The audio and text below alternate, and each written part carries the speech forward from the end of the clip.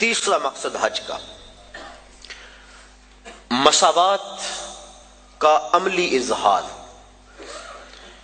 اسلام کی بنیادی تعلیمات میں سے ایک تعلیم مساوات ہے کہ سب لوگ برابر ہیں، رنگ و نسل کی بنیاد پر، دولت افراد کی کثرت کی بنیاد پر کسی کو کسی پہ فضیلت نہیں دی جا سکتی۔ ان اکرمکم عند اللہ اتقاکم، جو زیادہ تقوی کا نور اپنے سینے میں رکھتا ہے وہ زیادہ عزت والا ہے۔ یہ اسلام کا وہ بنیادی درس اور سبق ہے کہ جس سے شکستہ دل لوگ، درماندہ لوگ، غریب طبقہ، غلام لوگ اسلام کی طرف ان کا میلان ہوا اور کھنچے چلے آئے۔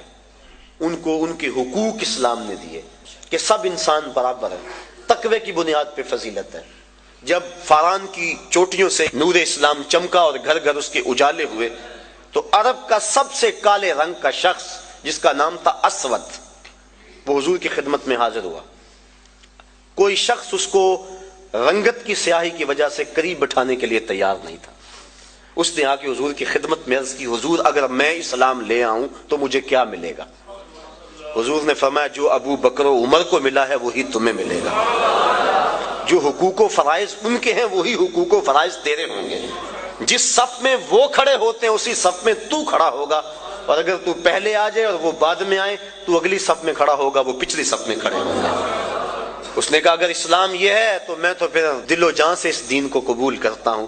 حضرت اقبال مساوات کی بات کے اندر اسرار و رموز کے اندر لکھتے ہیں، اسود از توحید احمر می شود، کہ اسود توحید کے فیضان سے احمر ہو جاتا ہے، گوری رنگت والوں کے کندھوں سے کندھا جوڑ کے وہ کھڑا ہوتا ہے۔ یہ اسلام کا دیا ہوا درس مساوات ہے کہ سب کو ایک صف میں کھڑا کر دیا گیا، یہ اسلام کا درس ہے۔ حضرت بلال حبشی رضی اللہ تعالی عنہ اور حضرت ابو ذر غفاری رضی اللہ تعالی عنہ کسی معاملے میں شکنجی ہو گئی تو غصے میں آ کر جناب ابو ذر غفاری نے کہا کہ تو کالی ماں کا بیٹا ہے۔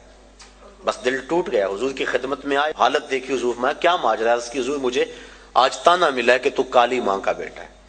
تو آقا کریم غصے میں آ گئے، فرمایا جاؤ جا کے ابو ذر کو میرا پیغام دو کہ جن عورتوں کا دودھ میں نے پیا ہے ان میں سے ام ایمن ایک ایسی خاتون تھی جس کا رنگ گورا نہیں تھا، اور جا کے ابو ذر کو کہو جو تانا تجھے دیا ہے وہ اپنے نبی کو بھی آ کے دے۔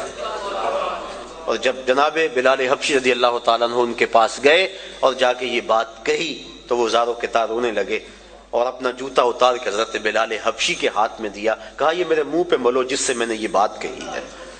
تو دیکھیے یہ اسلام کا عمل مساوات ہے اور اسلام کا درس مساوات ہے کہ اسلام نے سب کو ایک صف میں کھڑا کیا اور معیار تقوی رکھا۔